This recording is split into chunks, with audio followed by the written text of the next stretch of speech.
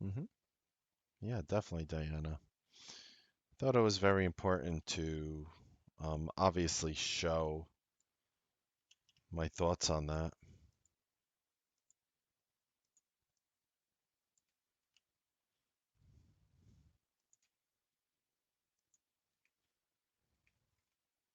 All right.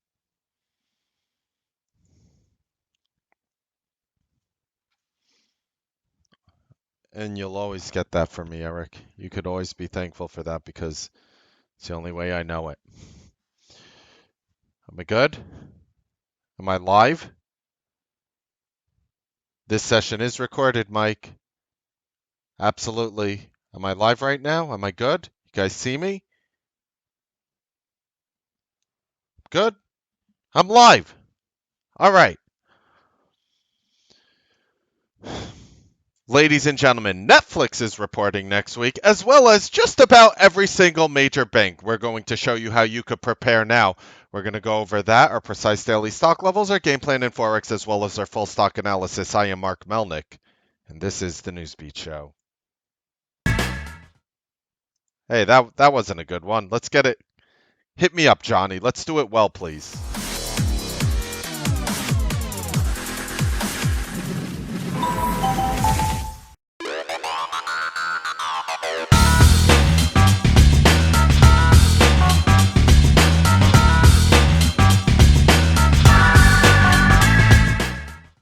Good evening, ladies and gentlemen. Welcome to the Newsbeat Show. We have a lot of reporting coming up as we're starting our earnings season of January 2019, hitting off with a bang next week.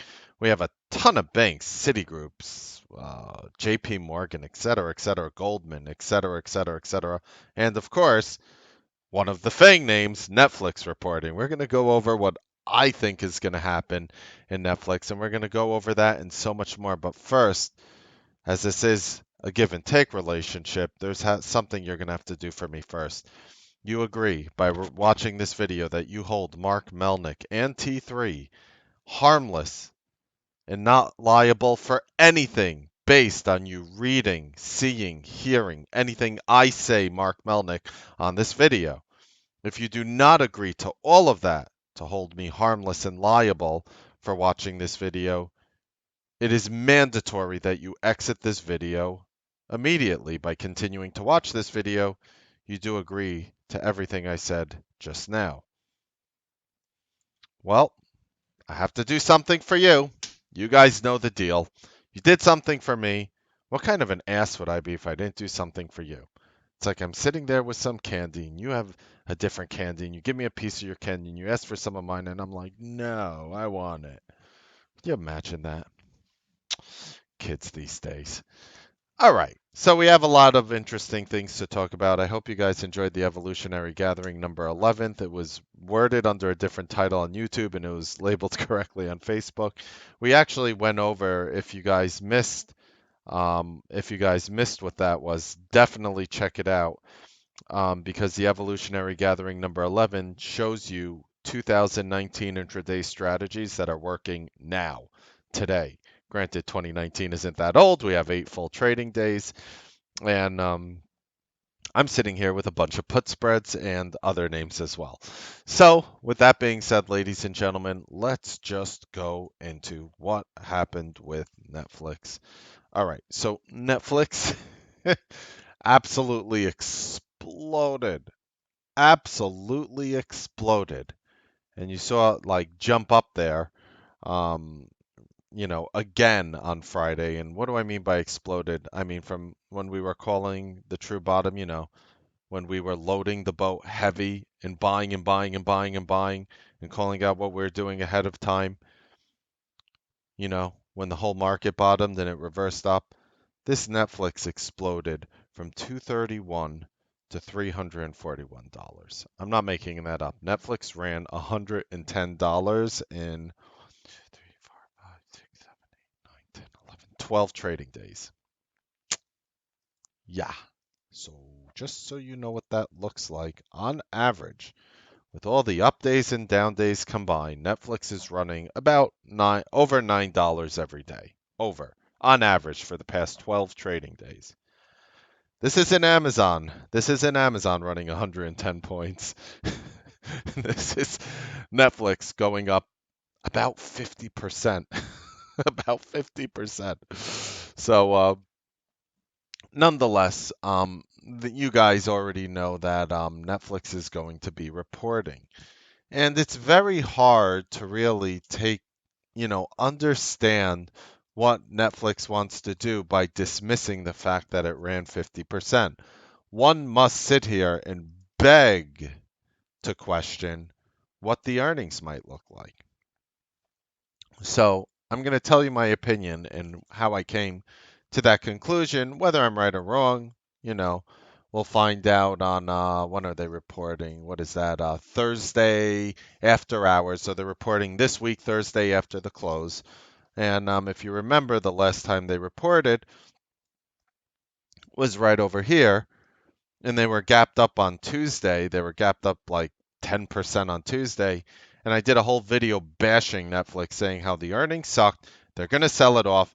And the Newsbeat live room came in that morning on October 17th and just started shorting the living you know what out of Netflix. And we crushed it. And I looked in hindsight and I didn't crush it this badly. I didn't ride it from 380 to 270. I actually sold it on this same day, but it did drop 20 plus points. And nonetheless, I was phenomenally happy with my P&L that day.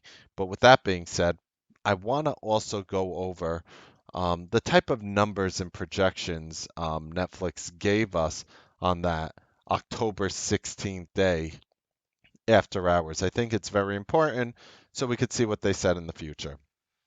So remember, there's a whole video, and again, I have love for everybody. We do so many charitable things, but some of these analysts are some of the biggest idiots on the planet, and they get paid top dollar to be stupid. So we're going to add a dose of logic, and we're going to tell you where we think Netflix is going to go, how I'm betting on it, and how we're going to move forward with this name. Okay, so first off, back there, the earnings before this one coming up was on October 16th. They announced 89 cents per share versus 68 cents expected. Great job, Netflix. You beat Wall Street analysts' expectations. Revenue, 4 billion, came in line with 4 billion. That's not so good considering that you are one of the high growth names. That's exactly what you don't want to see. So I actually gave that a thumb down. So you have one thumbs up on earnings per share, one thumbs down on revenue, but that all didn't matter to me. That all didn't matter to me. What really mattered, what really mattered, is how they saw the future. So they see these current earnings at 23 cents a share versus the 51 cents expected. And I'm going to show you why Netflix is the biggest joke in the world. And if they gap this stupid thing up and they report those numbers, I am going to short this thing so hard, people will think that it's personal, which it's not, because I love Netflix's service and I subscribe to it and I pay for it and I'm a very happy customer. Well, with that being said, let me show you why this is the funniest thing ever. So they said they were going to announce 23 cents this coming Thursday. This is what they said back in October. Things changed, right? They said they were going to announce 23 cents versus the 51 cents expected. Yikes. They said they were going to have 4 point basically rounded off to 4.2 billion versus the 4.23 billion expected. So you're slowly missing analyst expectations on revenue. You are nosediving on earnings per share. And what happens is it puts a really interesting thing, because they said they're going to see, by the way, for fiscal year 2018, this earnings coming up, even though it's the year 2019, is actually their fiscal year 18. This is going to close off. This is their fourth quarter of 2018 reporting this Thursday. I say that because it's 2019. They said they see free cash flow closer to negative 3 billion than 4 billion. So just to give you an example, it was negative 859 million versus the negative 465 million from the year before. I'll repeat that again. So the year before, back in October 2017, when they reported these October 2018 earnings. The analysts thought that their free cash flow was going to be negative 465 million.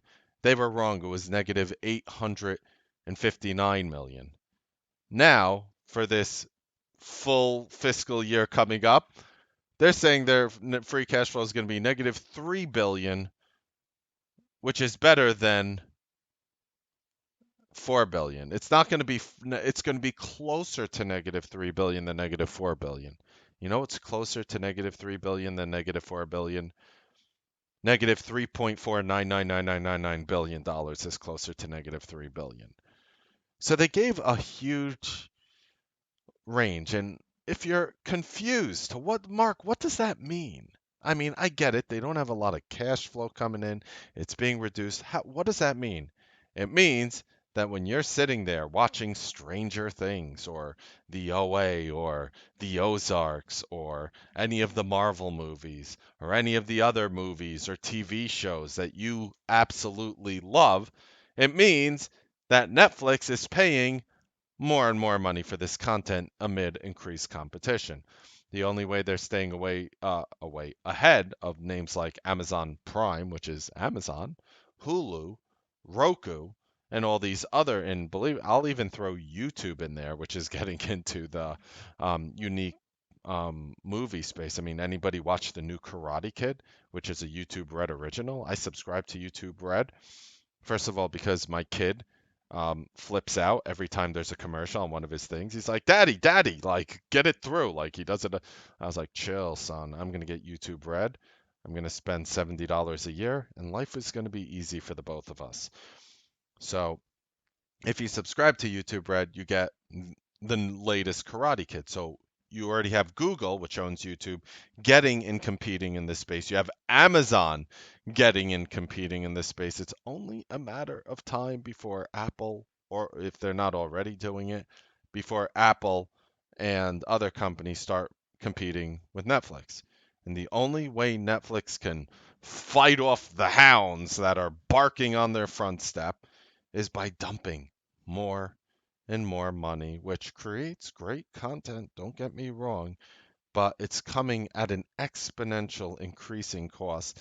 And the exponential rate of humanity is increasing exponentially to justify their rate of exponential growth. What do I mean in English when I say that? Because I don't want to sound confusing.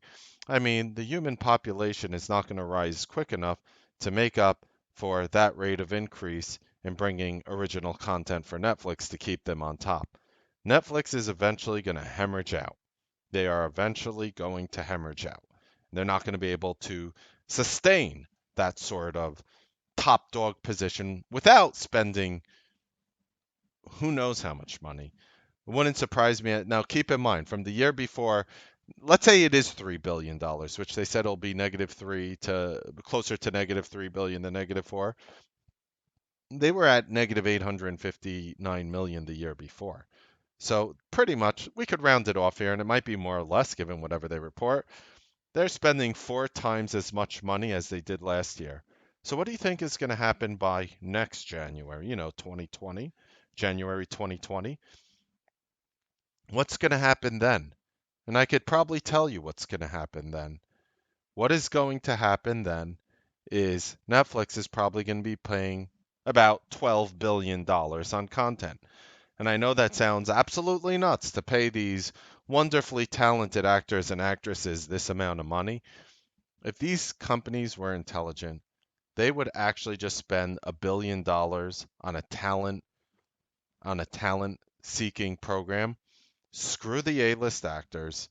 You know, there's only so many times I could watch Robert De Niro make this face, and you never know if he's like happy, sad, angry, unpredictable, gonna kill you, laughing. When he goes like that, like I don't even know what he means anymore. It's like, wait, is he gonna shoot somebody or is he gonna make out with that person? Like you don't know. And while I love all these actors and they make phenomenal content, it just gets to a point where when are you gonna stop?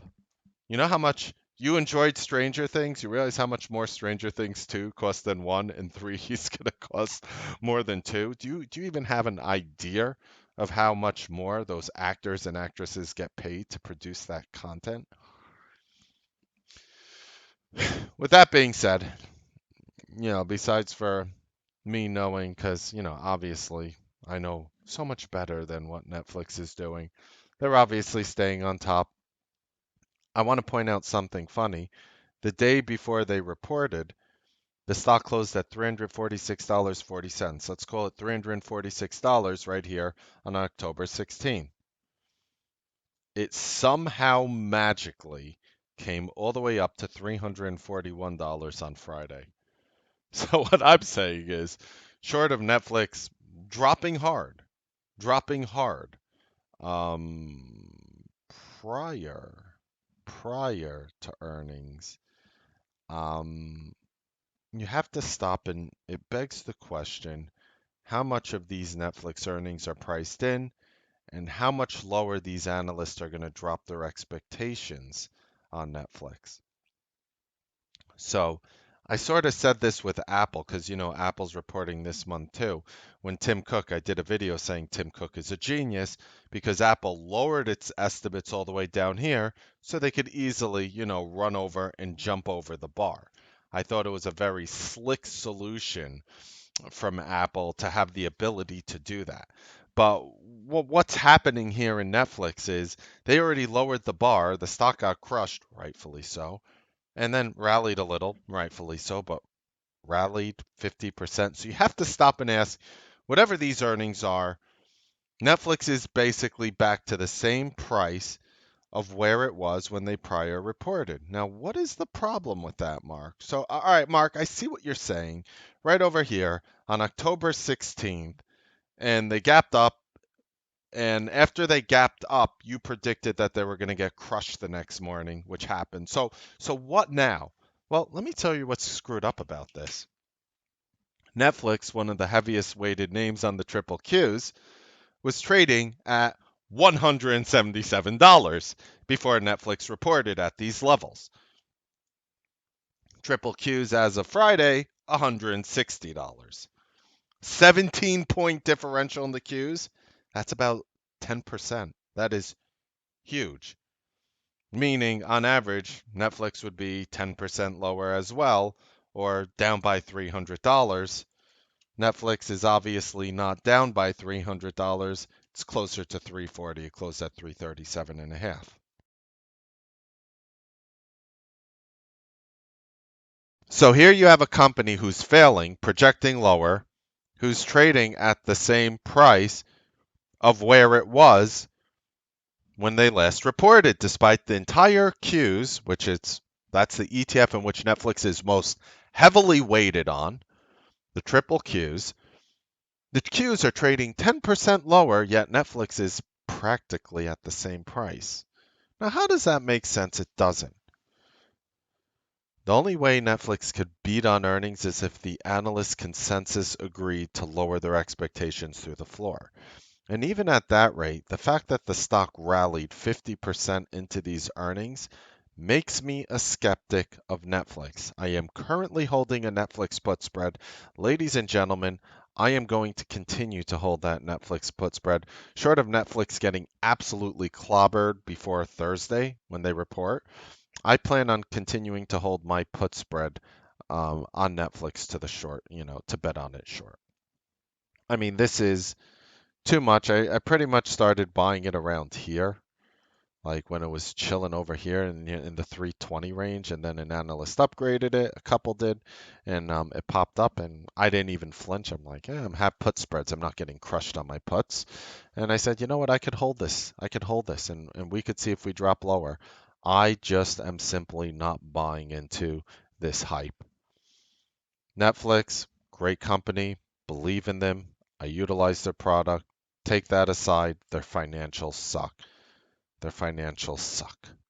And they'll continue to suck for a long time, in my opinion, because of the increased competition coming from other major FANG names, even alone, and other companies like Roku. Now, if you don't believe me that this is going to be the case, if you're saying, Mark, Netflix is always going to be on top.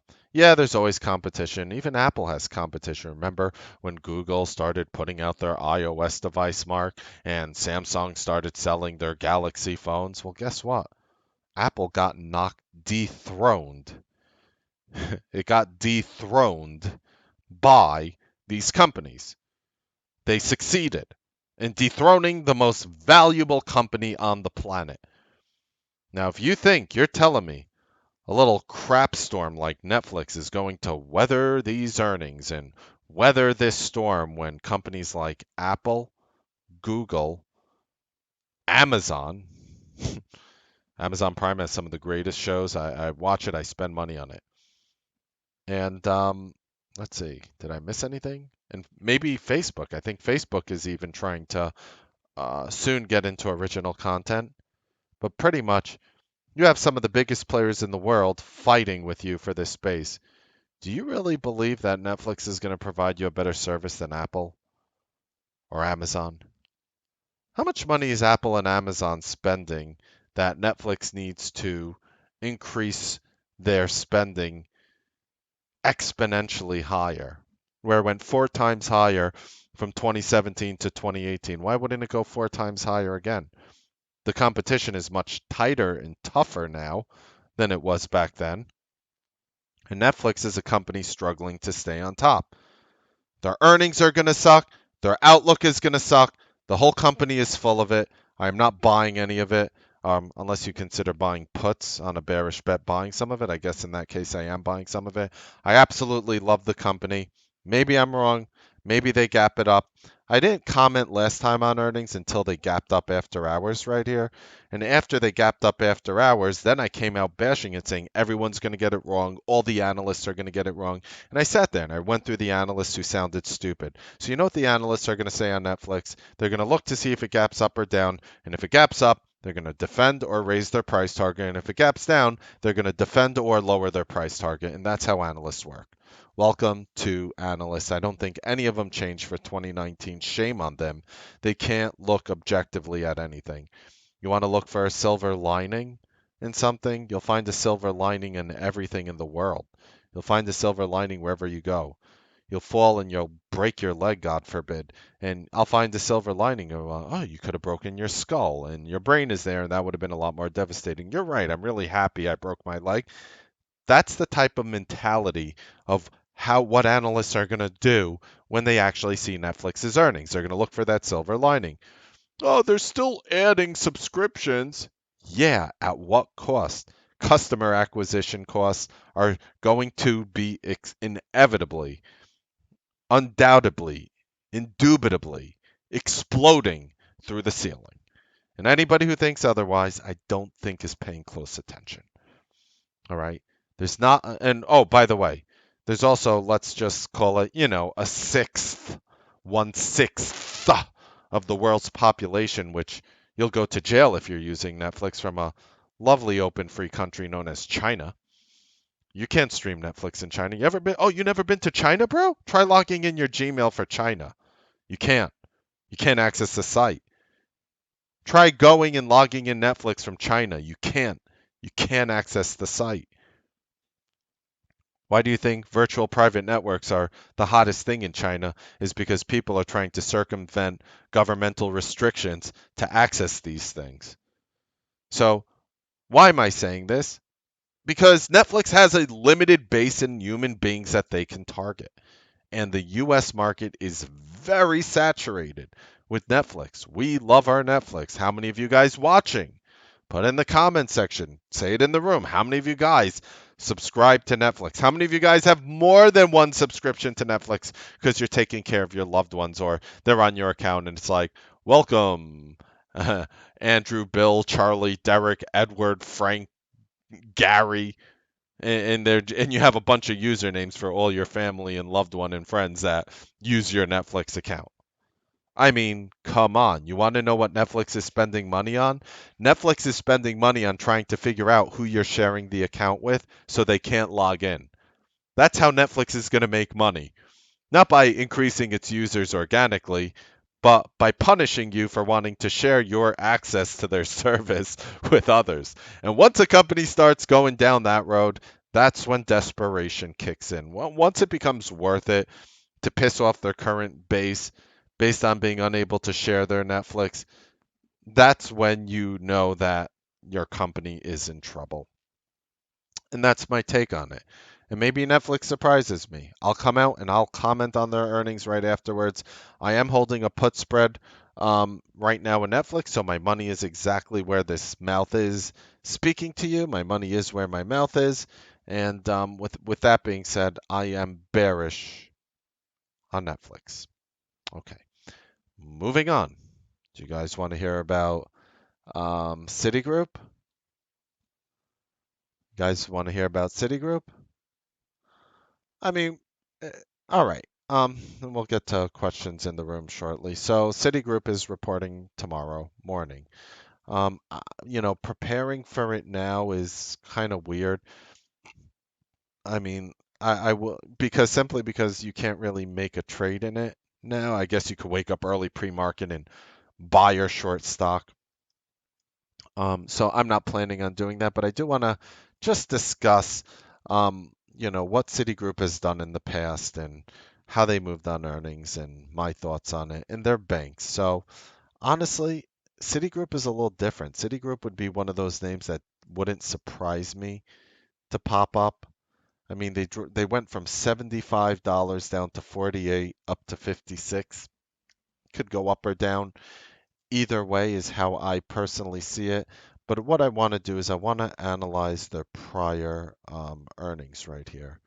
So what happens is they announced right over here on October 12th, and they put in like a really tight range. So let's go into Citigroup earnings back on October 12th and actually see what they reported and if it was good and what they were forecasting for the earnings coming out tomorrow morning. I will tell you though, this is very important because you do have other banks reporting as well. I can't for the life of me call Goldman Sachs a bank. I'm sorry. I know they have status of a bank. Um, Probably because of tons of money pushed under the table during the financial crisis and having power, in the secretive meetings. But taking and that's not even conspiracy theory, that's almost like fact. It's actually just already proven. But with that being said, let's talk about Citi. So Citi last time, 73 versus 69 expected. They beat on earnings. And by the way, they reported right here in the pre-market, and they opened up a couple points higher here. Let me just zoom in. I mean, it wasn't an eventful earnings day back on October 12th. They missed on revenue, 18.39 billion versus 18.45. But always say, it's always about future projections. It's all about future projections. And, they see more, they talked about, they did it really slick. They talked about their tax rate based on the new tax laws of 24 to 25%. They say Sears bankruptcy filing won't affect their business at all because I think Citi was holding some of Sears stock. They say mortgage revenue drag should let up. I mean, they just basically came out and were giving very vague projections into the future, and it was really difficult to tell.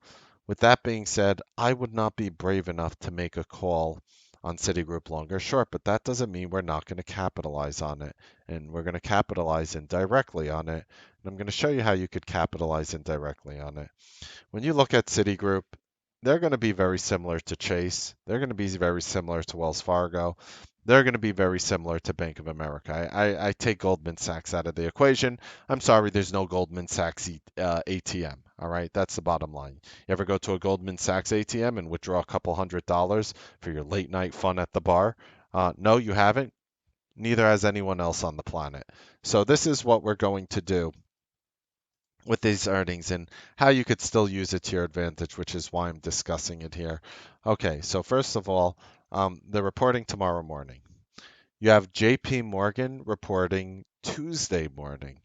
Now here and Wells Fargo on Tuesday morning. So you have Citigroup tomorrow morning, uh, JP Morgan and Wells Fargo, JP Morgan Chase and Wells Fargo tomorrow morning, and then you also have like UAL reporting. So you have some interesting earnings. You have Bank of New York Mellon, Bank of America on Wednesday morning, Goldman Sachs, US Bancorp, PNC Bank, Comerica. So what you're going to basically do is Citigroup is going to act as a gauge. It's going to be a gauge. And the beautiful thing about this is, I'll tell you how I'm going to play it. And if you're in the room, you'll obviously know immediately. But if you're not in the room, this is how I'm going to play it. Let's say Citigroup gaps down big. What you're looking for is a big gap in either direction.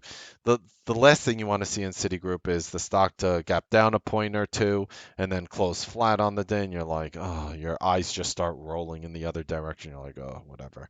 I'll tell you why. So let's say Citigroup has like a massive gap tomorrow. Let's say they gap down like 4 or 5 points, 4 or 5 points, or gap up 4 or 5 points. What I'm saying is a strangle or straddle where you buy calls and puts in a JP Morgan could be huge.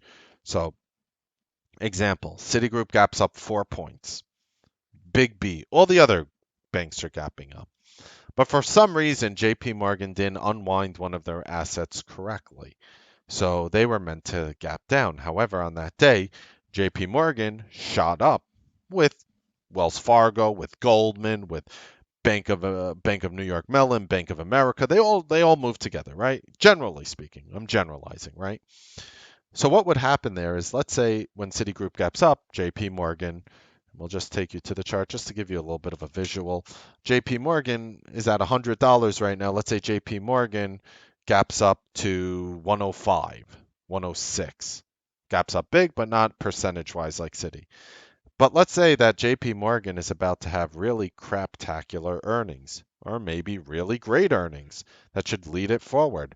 What I'm going to try to do is buy JP Morgan calls and puts. Let's say tomorrow, right before 4, JP Morgan is closing at 105 because Citigroup gapped up. I'm making it up. It could gap down big, and I'm fine with that too. Let's say it's gapping down to 105. I probably go like 101, 109, like spread, meaning I buy 101 puts and 109 calls, like deep out of the money. And if whatever happens, one of these companies miss, these stocks are going to plummet way below where they are right now. So I could see JP Morgan if Citigroup beats and JP Morgan goes to 105, and again, I'm fabricating these numbers. I'm just painting a picture. We'll see what happens tomorrow. And let's say JP Morgan misses on earnings or one of their, assets didn't perform well and they disclose it. I mean, this stock could drop right to 95, $94. They could get destroyed because then you're gapping up a name that didn't belong there in the first place. And that, ladies and gentlemen, sort of explains how I feel about Netflix right here, even though they lowered the bar substantially. All right, you want algo levels. You didn't mark. I need some more. You want algo levels. We gave you $259.22 as the top of the spiders on Thursday for Friday's trade. And the spiders, of course, went ahead and hit 259.01. We were 21 cents off the dead high of the spiders on Friday. But you want to know tomorrow's levels. Knowing Friday's levels weren't good because Friday has passed. I am a time traveler, ladies and gentlemen. I have come from the future, from tomorrow, back in time to share with you these levels. Don't tattoo them on your neighbor's face. Don't Sharpie them into your dog's fur or hair. Instead, take a screenshot with your phone, write them down on a piece of paper. These are algorithmic support and resistance levels for tomorrow that I am watching in the market. These levels don't always hit. In fact, they usually don't. But when they do, it usually produces a very good opportunity to make a profitable trade. So definitely keep an eye on it. Game plan for tomorrow? Sure, why not? I'll share my game plan. Oh, and have forex trades. Name that I've watched just spike up, just a random name, INSG. Spiking up here. I'm just looking for a follow through 565. Nice bull flag. There were a lot of positive articles this weekend. It's a company that deals with 5G And I happen to have a little bit of an affinity towards this stock. So look for INSG and SEGO to potentially break $5.65. You want Forex trades? We have Forex trades. We have, how cute is that? I think Monica put that together. How cute is that? So you have two buy limits on Great Britain pound, Canadian dollar, Great Britain pound, US dollar. We have Brexit coming up, so we do have drama coming into this week. My sources tell me Theresa May is still going to resign. I don't know, I don't care, but we'll see how it moves the market, and I do care about that. With that being said, those are the prices I'm looking to buy these names at. There's my stop loss where it says SL, and TP is not toilet paper, it's actually my take profit level. So if you wish to follow my Forex ideas, this is a screenshot from my live trading account, and that's why it looks so warped. Here we go. You could take a screenshot now if you want. Maybe that'll be easier to read. And with that, ladies and gentlemen, I have to get into my full stock analysis. That is for Newsbeat Live members only. There's a reason, ladies and gentlemen, why the hundreds of millions of Netflix watchers swear that the Newsbeat Live Room is the largest, fastest growing trading room in the nation. Happy trading, make money. I'll see you guys tomorrow on the Newsbeat Live trading broadcast. Have a wonderful evening.